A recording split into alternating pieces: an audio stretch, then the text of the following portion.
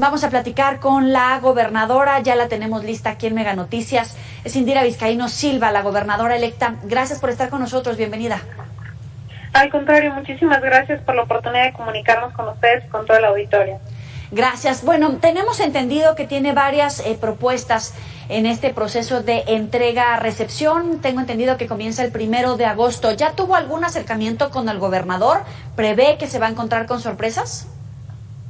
Bueno, hemos tenido 2 encuentros previos, breves, de bastante respeto y cordialidad. Sin duda, el proceso de entrega-recepción en Colima estará cargado de muchas novedades. Es la primera vez que hay alternancia en el gobierno del estado de Colima, entonces será seguramente la primera vez que hay un proceso de transición real, ¿no? Un proceso profundo de entregar la información de lo que existe en el gobierno del estado. Vamos a recibir un estado con muchas complicaciones financieras, en materia educativa, de salud, de seguridad. Simplemente en materia financiera, un estado que recibiremos con una deuda cercana a la equivalente del 50% del presupuesto anual. Y eso es un poco lo que sabemos ahorita desde fuera. Tendremos que esperar a conocer toda la información que realmente exista.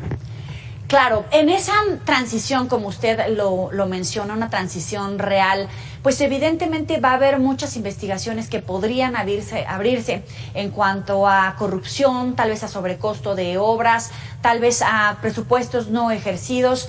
¿Tiene ya algún indicio de por dónde puede buscar esta información? ¿Cuáles son esos huecos negros, esos agujeros negros con los que se puede topar? Mira, lo que nosotros hemos dicho con mucha claridad es que haremos una auditoría. Eso es un ejercicio sano para saber a partir de dónde es la responsabilidad que asumimos en este gobierno y cómo es que estamos recibiendo el gobierno. Eso seguramente nos dará algunos indicios y pistas de si hay cosas que se hicieron de manera irregular e inadecuada, asumir quiénes son los responsables de las mismas y si hay elementos proceder en ese sentido. Obviamente las inquietudes surgen en el manejo de los recursos públicos en general, ¿no? En todo lo que tenga que ver con compras, en todo lo que tiene que ver con contratos, en todo lo relacionado con las retenciones a los trabajadores, pero no podríamos nosotros, sería un poco irresponsable incluso, asumir que de antemano hay irregularidades en cada uno de estos temas, sino hasta que tengamos información respectiva y la información contundente al respecto.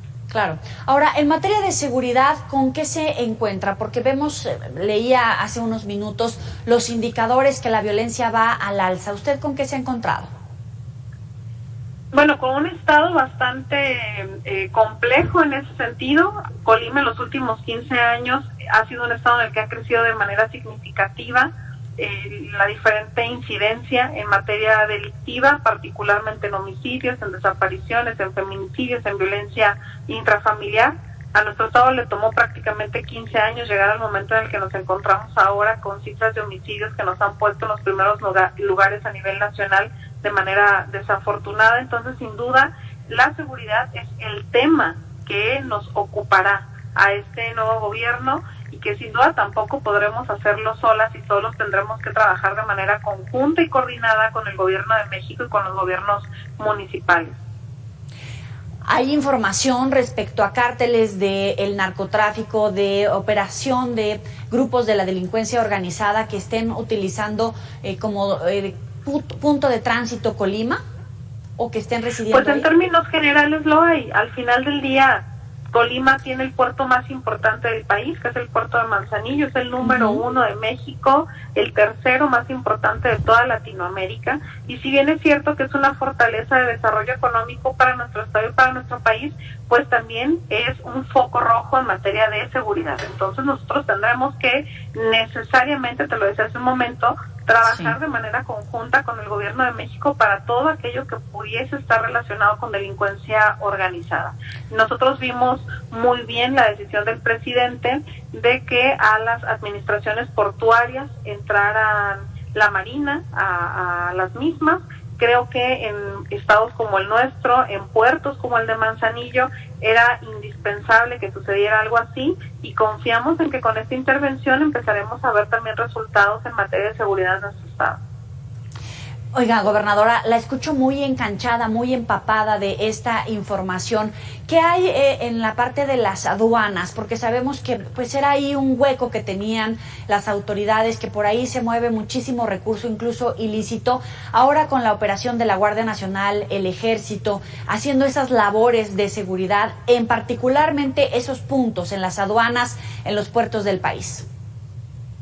Mira, es un tema que incluso el presidente lo ha comentado. En todas las áreas de gobierno en las que se manejaban recursos públicos casi de manera discrecional, se han ido encontrando áreas de corrupción.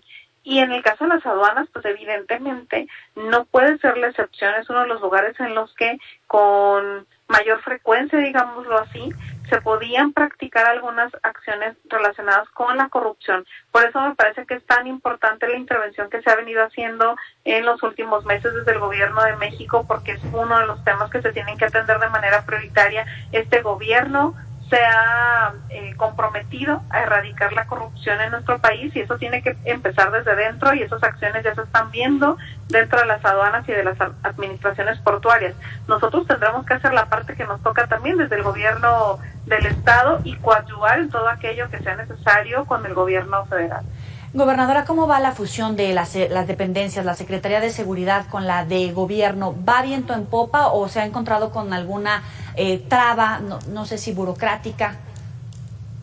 Estamos avanzando más bien en la revisión estratégica nuestra para poder enviar en próximos días la iniciativa de reforma a la Ley Orgánica de la Administración Pública Estatal al Congreso del Estado, que es al final quien tendrá la última palabra para esta reestructura de gobierno. Nosotros lo que estamos proponiendo es adelgazar el gasto en las estructuras burocráticas de los primeros niveles, en donde de pronto no necesariamente se está resolviendo la problemática del día a día, pero sí se tienen espacios importantes, con nóminas importantes, y si al final del día nosotros queremos cambiar la dinámica del gasto y eficientar el mismo en el estado de Colima, pues tendremos que hacer algunos ajustes, tendremos que apretar el cinturón, tendremos que sacrificar algunos rubros de gasto para poder orientar el recurso público a lo que de verdad es necesario. Entonces, ya estamos avanzando en eso. Nuestra propuesta es pasar de 15 a 7 u 8 secretarías. Justamente la Secretaría de Seguridad Pública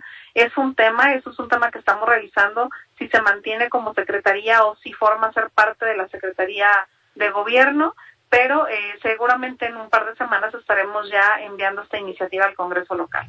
¿Adelgazar esa burocracia significa necesariamente despidos de personal de las diferentes áreas de gobierno?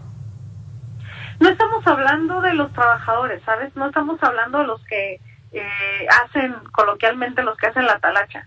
Estamos hablando de estos funcionarios de primer nivel que llegan y se van con cada gobierno. Estamos hablando de los subsecretarios, de las direcciones generales, de las direcciones de área, de los coordinadores técnicos de las diferentes secretarías. En el momento que nosotros fusionemos secretarías, de manera natural podremos reducir estos espacios de primer nivel que pueden no ser indispensables. Entonces, lo que nosotros apostamos es a ahorrar, reduciendo la alta burocracia y que con estos ahorros podamos cumplir con los derechos laborales de las y los trabajadores, que son los que sacan adelante y a flote este gobierno. Gobernadora, con conocimiento de causa, usted como ya lo tiene bien radiografiado incluso, de repente hacer este adelgazamiento ha resultado complejo a la hora de operar en diferentes niveles de gobierno a nivel federal, porque no necesariamente el personal tiene la capacidad operativa para llevar una dirección, una gerencia. Aplaudimos evidentemente que se reduzca el gasto en burocracia, pero la gente que se queda a cargo tiene la capacidad, la experiencia para el manejo y que haya un buen gobierno. Pues ese es un equilibrio que tenemos que lograr. Yo no dudo que se podrá sacar adelante con menos personal, como sucedía en otros momentos y en otras épocas, y nosotros tendremos que también tomar decisiones responsables y no solamente populares, y reconocer si algo no está dando los resultados que estamos esperando. Si tenemos personas con la capacidad y con la experiencia, por supuesto que las hay. En Colima hay una serie de ciudadanos que tienen la capacidad para poder desempeñarse en el servicio público, y me parece que nosotros tendremos que dar esas oportunidades para que podamos gobernar de una manera distinta, para que podamos dignificar la política y para que no continuemos con las inercias de la política tradicional. ¿Contemplan un plan de reactivación económica para recuperarse de la pandemia, incluso en medio de este adelgazamiento de la nómina burocrática? A ver, perdón. Que si contempla algún plan de recuperación económica para el Estado, para empresarios, evidentemente, para tratar de fomentar la creación de empleos, de la generación de riqueza, etcétera. Sí, por supuesto. A ver, nosotros tenemos que verlo desde dos sentidos. Lo primero es la reactivación después de la pandemia, y ahí tendremos que reestructurar las áreas desde el gobierno del Estado en las que se otorgan créditos a las micro, pequeñas y medianas empresas que nos permitan reactivar las mismas y apoyarles para salir adelante después de la pandemia. Pero por otra parte, tenemos que tener una visión de desarrollo económico en nuestro Estado basado en 3 pilares. El desarrollo del puerto es uno de ellos, el desarrollo agrícola del campo, y por otra parte también el turismo, que se ha abandonado en los últimos 20 años en Colima, en las últimas 2 décadas, y que sin duda es una gran área de oportunidad de desarrollo económico para el Estado de Colima.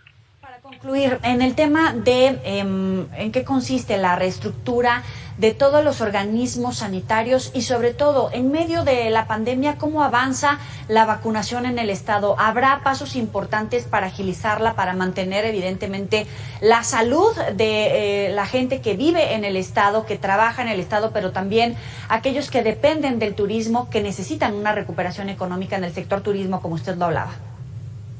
Es fundamental que trabajemos de manera conjunta en todas las áreas de gobierno para eso.